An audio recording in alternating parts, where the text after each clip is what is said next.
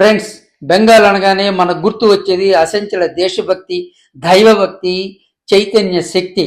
మన జాతీయ గీతం జనగణమన రాసింది శ్రీ రవీంద్రనాథ్ ఠాకూర్.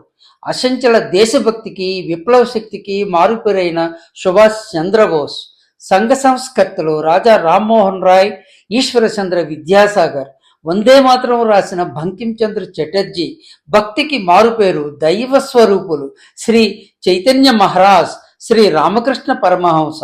మన సనాతన ధర్మాన్ని, గొప్పతనాన్ని ప్రపంచ నలుమూలలో వ్యాపింపజేసిన స్వామి వివేకానంద, మన సినిమాలు ప్రపంచానికి పరిచయం చేసిన సత్యజిత్రే ఒకరు కాదు, ఇద్దరు కాదు, కొన్ని వందల మంది దైవ స్వరూపులను, దేశభక్తులను, సంఘ సంస్కర్తలను కన్న పుణ్యభూమి ఈ బెంగాల్.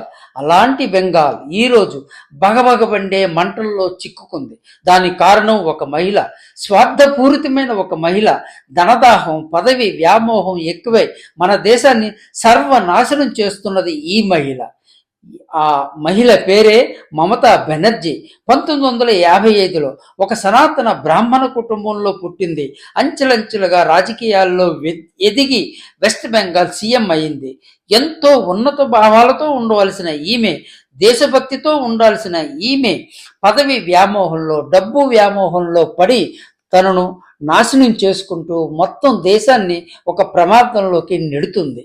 తన సీఎం పదవి కాపాడుకోవాలంటే ఎలక్షన్లో గెలాలి. అలా గెలవాలంటే ఒక వర్గం ఓట్ బ్యాంకు ఉండాలి.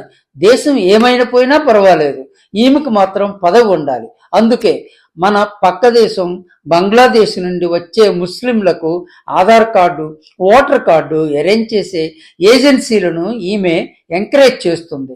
దేశద్రోహులు పథకం ప్రకారం ఈ బంగ్లాదేశ్ ముస్లింస్ను మన దేశంలో స్థిరపడేలా చేస్తారు. వారే మమతా బెనర్జీ ఓట్ బ్యాంక్. వాళ్ళను సంతోషపరచడానికి ఈమె అన్ని రకాల పనులు చేస్తుంది.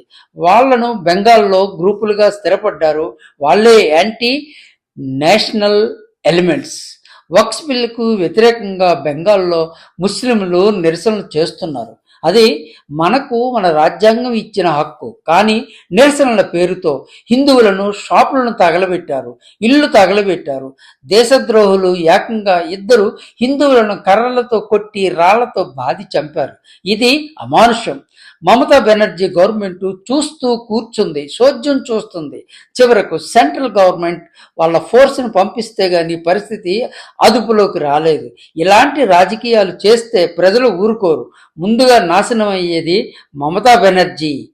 కొన్ని వర్గాలను హ్యాపీగా ఉంచడానికి దేశ వ్యతిరేక పనులు చెయ్యకూడదు. మనకు దేశం ముఖ్యం. పదవుల కోసం దేశద్రోహానికి పాల్పడుతున్న ఈమె చరిత్రలో డెఫినెట్గా చరిత్ర హీనురాలుగా మిగిలిపోతుంది. ప్రజలు సుప్రీం, తప్పకుండా తగిన బుద్ధి చెబుతారు. Vande Mataram. Friends, please subscribe our channel Venkadu creations. Thank you all.